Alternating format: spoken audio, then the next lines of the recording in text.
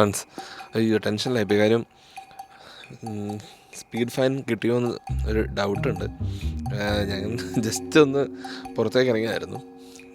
ഞങ്ങളുടെ വീട്ടിൽ നിന്ന് കുറച്ചൊരു 100 മീറ്റർ അല്ലെങ്കിൽ 500 മീറ്റർ കൂടി, 500 മീറ്റർ മെയിൻ റോഡും അല്ല, ചെറിയൊരു റോഡ്, റെസിഡൻഷ്യൽ ഏരിയ ആണ്.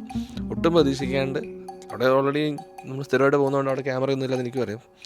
സ്പീഡിംഗ് ഒന്നും അല്ലായിരുന്നു. എന്നാലും വീട്ടിൽ നിന്ന് ഇറങ്ങി കുറച്ച് ദൂരം, ഞാൻ ഡാഷ് ക്യാം വ്യൂ കാണിക്കാം, അത് ക്ലാരിറ്റി ഉണ്ടോയെന്ന് അറിയത്തില്ല, ഇത് കാണാൻ വരും.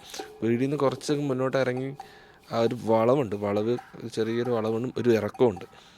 വളവ് ഇറക്കം കൂടെ ഉള്ള സമയത്ത് ആ ഇറക്കം ഇറങ്ങി തുടങ്ങുമ്പോൾ ഞാൻ അത് ക്യാമറ കാണുന്നത്. അപ്പോൾ എനിക്ക് തോന്നുന്നു ഞാൻ 30 മൈലാണ് അവിടുത്തെ സ്പീഡ്. ശരിക്കും ആ 30 മൈലിൽ മുകളിൽ പോയി എന്നാണ് എനിക്ക് തോന്നുന്നത്.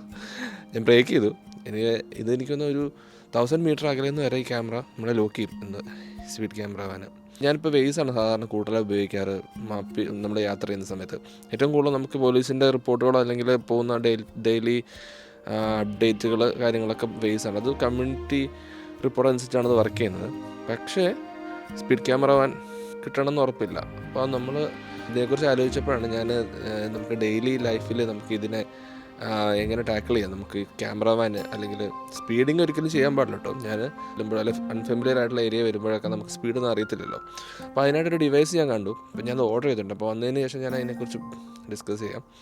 അത് നിങ്ങൾ എന്തായാലും കമൻറ്റ് ചെയ്യുക, സ്പീഡ് ഫൈൻ കിട്ടുമോ ഇല്ലയോ എന്ന്. കിട്ടാണ്ടിരിക്കട്ടെ.